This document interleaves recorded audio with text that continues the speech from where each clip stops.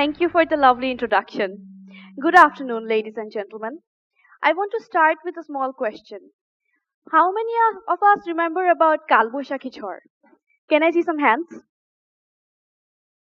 Oh, that's a lot. I used to love it. In the evenings, the electricity would go off. We would light up the candles. There would be strong breeze. And what would we do back then?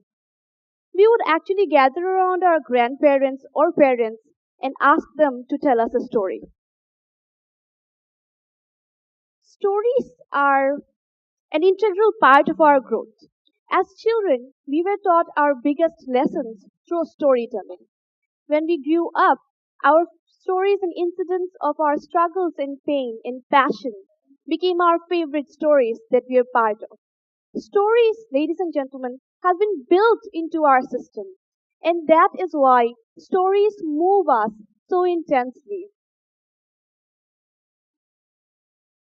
Although currently we are living in a world where storytelling is made easy, we have a very access to a great network. We can call up anyone at any time, at any place in the world right now if we want to. Irrespective of that, I feel that we are living in a disconnected era. Look around this hall room. We probably don't know who's sitting right next to us. We don't know most days who's living next door. Technology is merely a tool that we can use to connect with the world around us. And what we choose to do with it is the big question. In my case, I chose to tell stories. I'll tell you one right now. She is Zulekha. She is a teacher. She was a teacher at a BRAC school. She has a 4.5 CGPA in her HSC. And she actually chose to join the RMG sector in Bangladesh.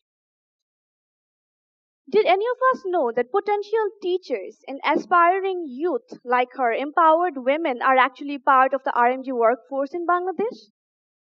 I didn't. I was fascinated with her stories. And this was one of the 150 stories that we published through Made in Equality, our initiative, the initiative we took to bring transparency into the RMG sector in Bangladesh. Let's be honest. With the Rana Plaza tragedy, it shook all of us to our core. All of a sudden, the world's focus shifted to Bangladesh, and we were being perceived as a slave driven country where we make people work under inhuman working conditions. But was that the full picture? We didn't know. So we dived right in to see what was the real story behind the workforce in RMG sector.